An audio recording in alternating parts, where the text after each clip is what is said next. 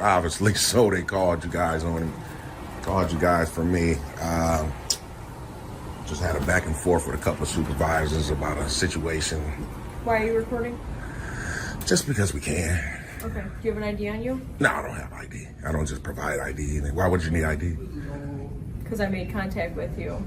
I need to. You made contact with her too? You did actually. She works here, so. Well, it doesn't matter. You made contact. I don't provide ID minus a crime. So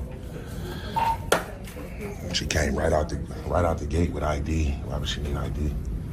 I haven't committed a crime, so. Were you in the children's area recording children? I was in the children's area recording.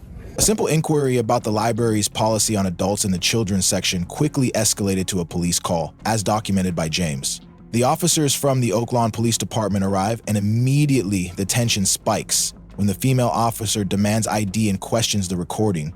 Is recording in a public library a crime, or is this an attempt to intimidate citizens exercising their First Amendment rights? Today with ID Refusal 101 to see how James handles this high-pressure, unconstitutional demand, thanks to the original creator for capturing this critical interaction. Remember to follow the original channel for more right-to-record audits.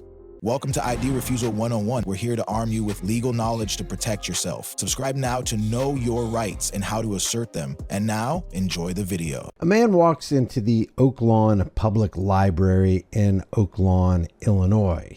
Emphasis on public library.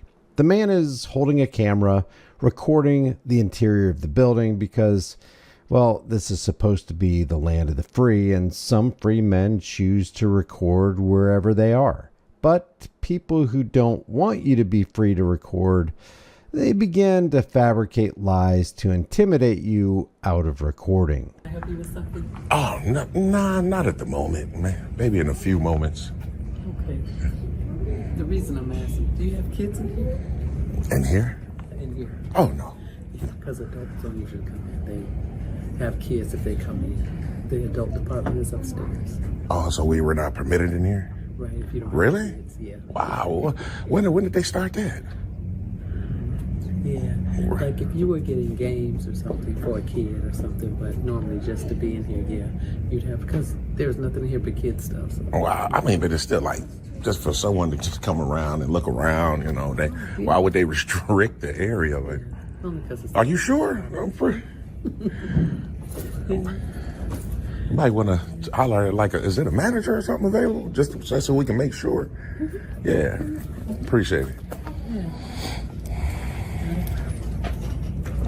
If you have like kids, then you're in here, but if you don't... I can understand, but I mean, it's the whole library is accessible to the public.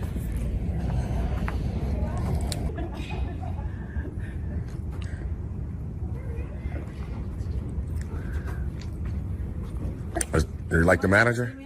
Yeah, just because this young lady was telling me that, like, adults are not permitted in this area unless they had kids. I was just trying to confirm that. Well, it's not that adults aren't permitted in this area. It's we ask if adults need help when you're in this area without kids. We try to make sure that adults have a reason to be in the children's department. Really? Mm-hmm. So, but do they need a reason? That's the main. Well, why else are you in the library?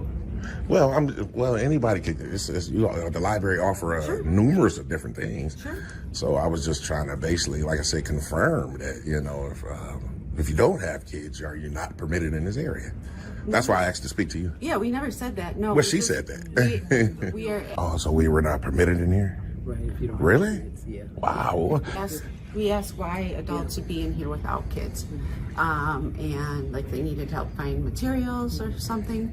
If you need a place to sit, we prefer that you go into the adult section. Also, it's more of a preference or a suggestion or... Yeah. Oh, okay. Yeah. Okay, I thought it was just something, I thought it was almost something written in stone. I mean, we like to protect kids. Well, how would they be unprotected? We're open to the public. Anybody can come in here. Exactly. And so that's why we... I understand, and that was my point in terms of that point right there you just made. Anybody can come in. Correct. So that's why I knew it couldn't be restricted because it's accessible for the public, right? Right, as long as you follow our guidelines. Yeah. What guidelines would that be? We have a code of conduct. I can. Oh, but yeah, I mean, I can understand that. I know every library does, but the code of conduct has absolutely nothing to do with in terms of parents and kids area and restrictions, right? Am I correct? I don't think it says it on there. I don't have it memorized, but I'd have to look at it. Yeah, because I mean, like I said, maybe the young lady was misinformed. I just wanted to confirm with you. You're the highest authority here. I am the manager of this department. Oh, the department. The director is downstairs. If you would like to speak with her. No, you kind of confirmed it that we should be good to go in this area. Okay. So I don't see what's the problem. And I was asking, did you need any help with anything? Yeah, no. Yeah, when you asked me did I need any help, I was like I didn't need any, and then you started telling me. Then I asked, like, do you have children? That's correct. Here? Yeah. And I said no. And you was like, because we usually want, people without kids not to be in this Go area. to the adult section upstairs, Yeah. But anybody should be able to assess the entire public library, right? Even if it's, if it's a kids area, just like, for instance, like the adult area upstairs, right? How would it sound if they say no kids up there? You know what I mean? That wouldn't sound right? You get where I'm coming from? Yeah, but that's a little different. Why is it different? Either way, you have your answer. Yeah. Is there anything else I can help you with? I don't know. I was just trying to confirm. I just didn't want to, violate any type of laws if there was some in place. And obviously you confirmed that it isn't, right? So we should be good to go. We don't really have a library law. Well, that's policy then. There you go. I would have said that. So what's your name, ma'am? Is there anything else I can help you with? Yes, your name. I'm in charge of the youth services department. My name is Jen. Okay. Well, you seem everything. Is everything okay, Jen? Seemed like you was kind of getting, for lack of a better word. You're sitting there recording me. Well, what's wrong with that? Giving an answer to your question of why we don't have adults usually in the children's department. So. Right, but what's wrong with that? Your approach is confrontational to start. So. Really, my approach, and she engaged me. She engaged me. Is there anything else I can answer for you? Not at the moment. You I thought everything was okay, but you turned out to be unprofessional, Jen. So you should get back to work. Okay. The interaction begins with James challenging a library staff member's assertion that adults without children are not permitted in the public children's section, immediately raising questions about public access and potential overreach. James insists on speaking to a manager to confirm this seemingly restrictive policy. Manager Jen soon arrives and attempts to clarify the situation, backtracking slightly by stating the restriction is merely a preference or a suggestion aimed at protecting kids. James correctly points out that since the library is open to the public, anybody can come in here. Any outright restriction contradicts its status as public property and its stated guidelines. The tension spikes when James asks for Jen's name, and she becomes visibly irritated after realizing she is being recorded. Jen's ensuing confrontational demeanor, implying James' recording is what's wrong with that in this public space, and James calling her unprofessional perfectly sets the stage for the escalation to follow. This segment clearly highlights the initial attempt by library staff to enforce a questionable, unwritten ID refusal-like policy concerning physical presence, proving the need for citizens like James to verify rules and exercise their rights. That's crazy, man. That's crazy. Excuse me, one of you young ladies a director? Yes, I am. Oh, you are? I'm just going to speculate, but I just had a dialogue with Jen about being in this area. And at first, the dialogue between me and her was going fairly good, but at the end, she turned kind of unprofessional, for lack of a better word. For something, for a mix-up that the other young lady told me that people wasn't permitted in that area unless you had kids. And I know that not to be true. No, that's not a law. But generally, the children's area, we don't encourage people without children to be hanging out there, because it makes the parents a little uneasy to see other adults without children in their area where their kids are.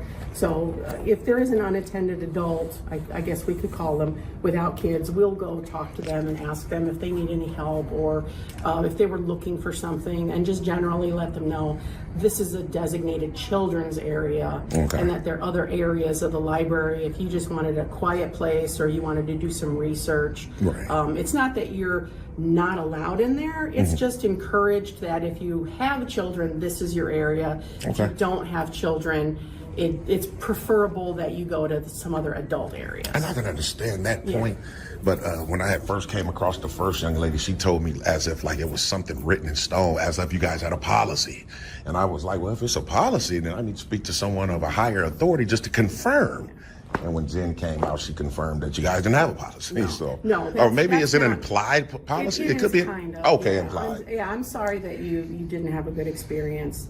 Not too bad. I'm not done, so I'm just going to walk around and get more footage of the library. But it's just, at the beginning, like I said, everything was okay, but near the end, she kind of seemed, Okay. Yeah. No, I'm sorry it was off-putting. Yeah, But it's yeah, okay. you're welcome to explore, and any of the desk staff, if you have any questions, just go on up to them and they'll be helpful. It'll be all good. Yeah. And what's your name, man? My name is Carol. So you see that was very professional of you. When I asked Jen that, she was kind of, she didn't want to give it, but she ended up doing it. But it's all good. I appreciate it. Appreciate the dialogue. Thanks a lot. No problem. For sure. All right. Following the unprofessional interaction with manager Jen, James escalates his concerns to Director Carol. Carol immediately takes a measured, professional approach, contrasting sharply with Jen's earlier conduct. She clarifies that while there is no law or policy prohibiting adults without children from the area, confirming James's stance, the staff merely encouraged them to use the adult sections. Carol explains this is to mitigate parental unease, acknowledging the mix-up in communication that led staff to incorrectly state that entry was not permitted. Crucially, Carol confirms that James is welcome to explore the entire public library and even provides her name willingly, which James praises as an example of true professionalism. This swift de-escalation by Carol reinforces the principle that public spaces are universally accessible, directly challenging the initial false attempt at an ID refusal like restriction. Unfortunately, despite Carol's clear resolution, the preceding actions of the staff, likely including calling the police during the confrontation with Jen, have already set the stage for the next, inevitable escalation involving law enforcement. The police? Was it the police? Oh, well, that ain't man. Hello. I don't know. Yeah, obviously. So they called you guys for me. Just had a back and forth with a couple of supervisors about a situation. Why are you recording? Just because we can. Okay. Do you have an ID on you? No, I don't have ID. I don't just provide ID. Why would you need ID? Because I made contact with you. I need to We made identify contact you. with her too. You didn't ask She her. works here, so. Well, it doesn't matter. You made contact. I don't provide ID minus a crime. So she came right out the gate with ID. Why would she need ID? I haven't committed a crime, so Were you in the children's area recording children? I was in the children's area recording. Okay. Well, people don't feel comfortable with that. Yeah, And you're unwanted here. So, absolutely not. do you guys want him here? That'd be a decision of the director. The director. Yeah, maybe you want to speak to the director. She's right I'll there. speak with the director, but if the director wants you gone, then you have to leave. Why would I need to leave though? Because they're asking you to leave, and they're going to criminally trespass you from this location. So if you No, come ma'am. back, They can't don't- criminally trespass me minus a crime. I didn't do anything. You can But they only. don't want you in their vicinity. Yeah, but that's not their vicinity. It's the people's vicinity. First of all. Okay. Well, What's if your the name and director- badge number, If the officer? director doesn't want you here and they ask you to leave, why would you refuse to leave? Because it's public property. Why would I have to leave? No one else has to leave. But what is your purpose? Like, why are you here? Well, it doesn't matter. This is I public know. I'm property. just asking you though. I mean, I don't Like, need did it. you come here to read a book? No, I just came So here you to just came in here exercise to rights. record? That's correct. What's wrong with that? I didn't say there was a problem with Well, that, but I'm asking you're you a raising it up question. as one. But you just came in here to cause problems because now you just want to stand here and record and give us problems and the staff problems. For what? Obviously, they gave me a problem by telling me I couldn't be somewhere I can be. That's a problem for me. Exactly. Where's the director? She just spoke to him. Exactly. She was okay with him being here. And she just spoke to him, and I witnessed that. She said that it was his First So Amendment. who called us? I don't know, because this is my area. So Okay. I didn't call. She's the head of youth. She didn't call. I do not know who called him. That's crazy, But the man. director did already speak with him, just to kind of diffuse it. And That's what I was trying to tell her. Okay, but I'm asking you your reasoning for just recording. Some people don't like to be recorded. But is it against the law, officer? You swore an oath to the Constitution. That's the only thing you should be. That's the only thing you should be concerned with. Not So I'm anybody asking being you a comfortable. question. I don't know why you're uncomfortable answering the question. What's the question? I said, why are you in here recording? And why do what I was need- your purpose of being here? Do I need a reason to exercise a right? Your right to record? That's correct. I'm not telling you to stop recording. I know. I'm asking you why you're doing it. And I understand your question about So why. why are you doing it? Because we can. There you go. That's your reasoning? That's right.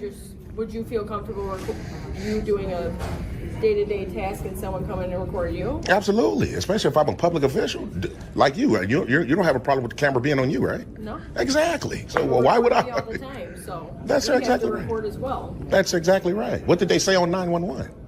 Well, obviously they said What they did didn't want me say here. in the call notes? Yeah, obviously they don't want me here. I don't know who called. They just felt uncomfortable with you in the kids' area recording. Yeah, that's That crazy. was the only. That's crazy. I mean, it's a public library. I mean, it doesn't make So any you don't sense. want to identify yourself? No, I don't. I shouldn't have The to. staff seems to be okay. We'll probably get called here again because people are uncomfortable with it. But if you would like to continue to stand here and record, by all means, I guess you could. Well, but see, now you switching it, officers. Now, so now that you feel that I the spoke with personnel. them and they're not making you leave. Oh, okay. Well, they couldn't make me leave. No way. You couldn't either. So, I mean, respectfully, you couldn't or they couldn't either because it's If public they don't property. want you here, then. Yeah, but it's public property. It's not like something they own. It's not private property. So what you would want? Okay. Yeah, just making a point. And you didn't? What's your name and badge number, officer? I don't have to take that. You don't want to identify? Oh, You you're can identify yourself. a tyrant. She's a tyrant. The situation immediately escalates when the Oaklawn Police Department arrives, confirming James's suspicion that staff called the authorities despite Director Carroll's earlier de-escalation. The female officer wastes no time, immediately demanding, "Do you have an ID on you?" James executes a perfect ID refusal, asserting his Fourth Amendment right not to identify unless he has committed a crime, which he has not. The officer quickly pivots to challenging James's First Amendment right to record, falsely claiming he is unwanted here and threatening him with criminal trespass if he refuses to leave public property. James correctly counters that this is a public library, not the staff's vicinity. The officer's core argument rests entirely on people don't feel comfortable, ignoring constitutional law.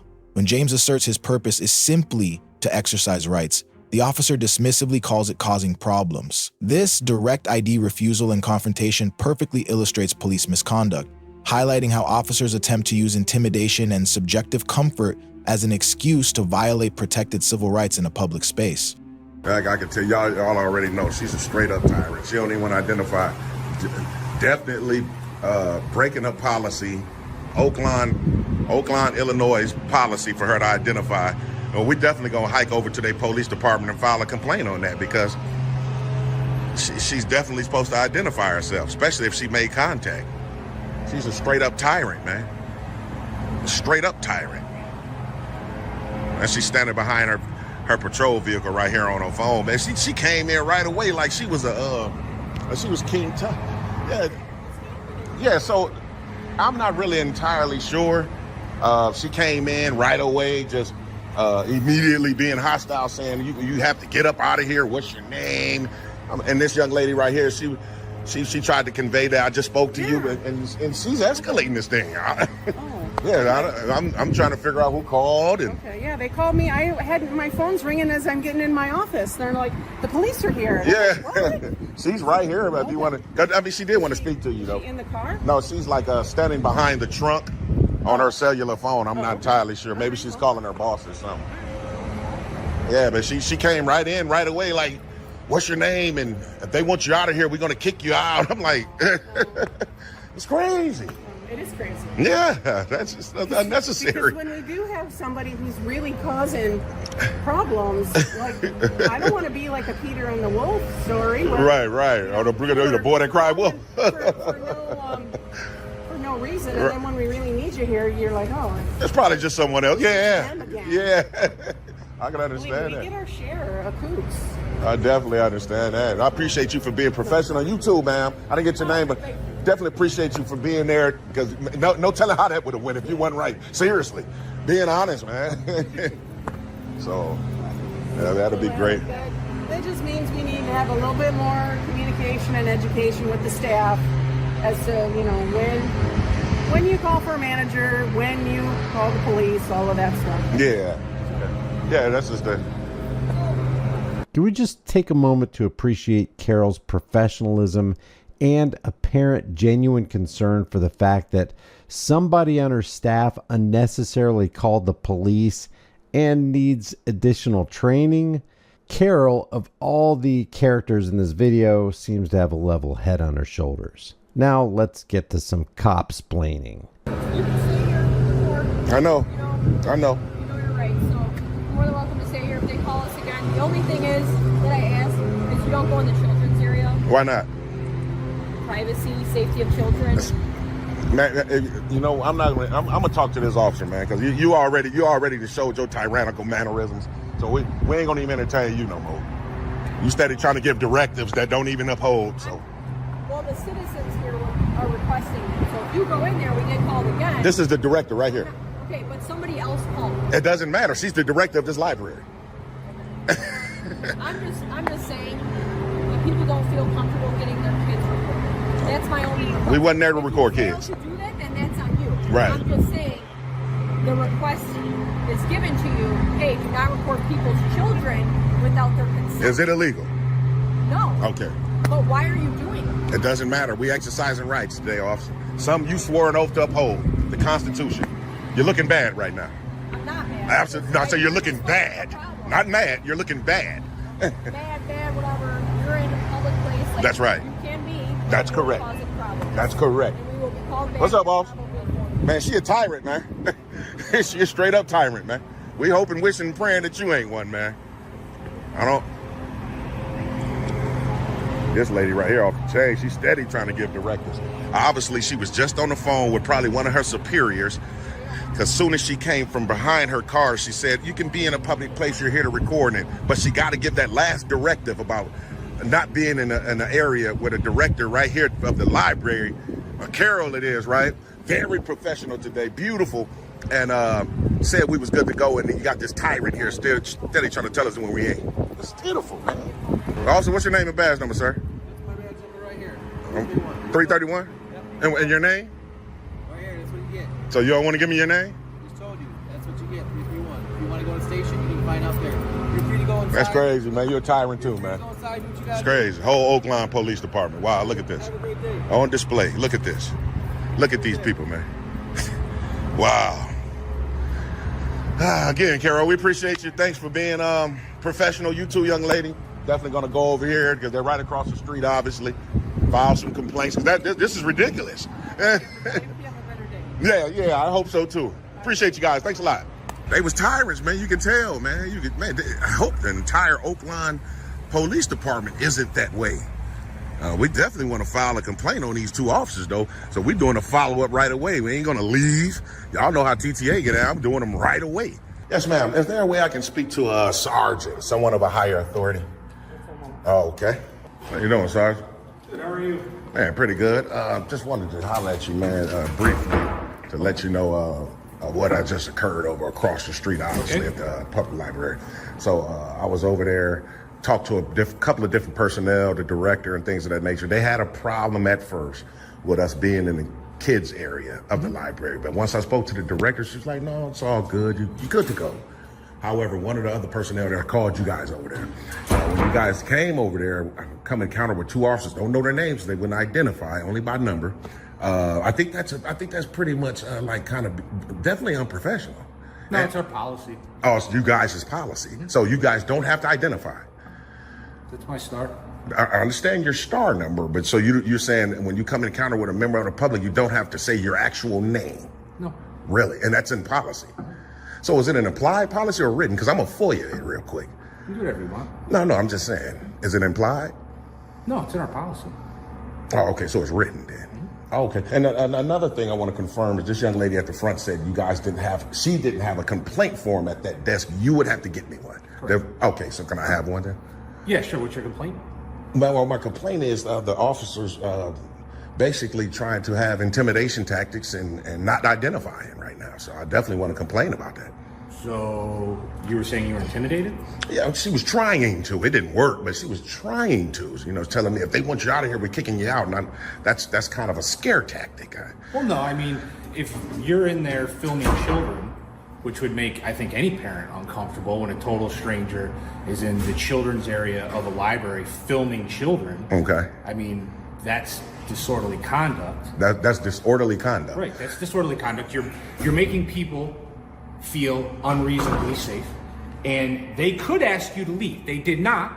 Okay, they didn't ask you to leave. No, they didn't. They didn't. But that is a legal right of theirs, especially if you are acting in a way that would alarm or disturb a reasonable person. And as a parent, if I had a total stranger videotaping my children, that would alarm and disturb me. So let me ask you this: what if you had a total stranger not recording your children in that area? Because that's the case. But that's not why we were called over there. We were called over there because we were told you were in the children's area recording children. Oh, so if they said recording children, then that was a lie. Okay, well, we don't know that, but that's the information my officer had when they went over there. Even if that's the case, even if I was recording children, that's not illegal.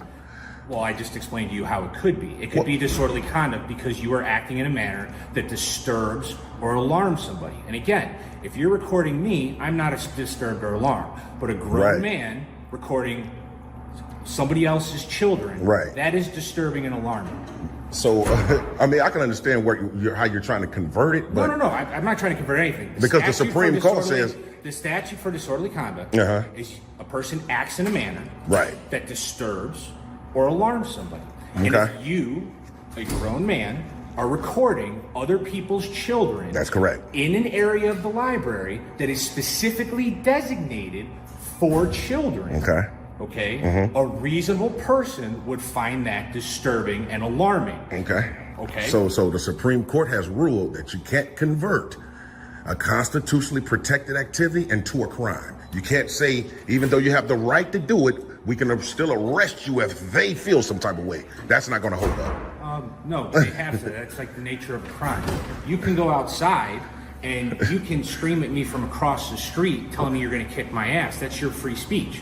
But the minute you cross the street and stand in front of me and say you're going to kick my ass, that becomes assault because you place me reasonably in fear of receiving a battery.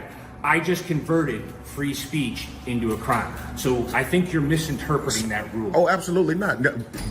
Don't get me wrong. You can do whatever you want to do. Don't get me wrong. Maybe I said it wrong. If you want to try to convert it into a crime, you can. So but it's not going to hold up, is what I'm saying. So I can be arrested. I can be arrested. I can be arrested for everything right now. That doesn't mean I'm going to be convicted. I just told you. So you were intimidated by a 5'2", 100-pound female? That's armed, right? She's armed. Okay, but again, so you were intimidated. You were intimidated by a 5'2", 100-pound female officer who never used profanity, who never raised her voice, who never put her hand on her gun, acted completely professional. You were intimidated. Oh, how could you say she's professional? Sorry, you wasn't watched her body. She wasn't professional. Coming right in, telling me that she's going to, if they want you to leave, we're going to get you out of here. She was professional. She was giving you your options, and she spoke in a calm, professional voice. Absolutely. But again, I watched the video. So here's the deal. So just so we're clear, right? So on your camera and mine, you would like to file a complaint against the officer. That's correct. Who is 5'2", 100 pounds, never put her hand on her gun, talked to you in a professional. I don't agree with that. You don't agree with it, but the body cam will show in a professional manner. Explained to you the situation, and at the end of it, told you that you were free to record. You just couldn't record kids. Well, when she told me that, did you see what I told her? Yeah. So again, that's your complaint, right? Yeah, that definitely so. I'll be right back. All right. Right, for sure. So how does the rank go, Sergeant? It's all online, man. Go ahead and look. Oh, he a tyrant too, man. That's crazy. That's crazy, man. So yeah, it is what it is, man. We gonna definitely fill this out real quick.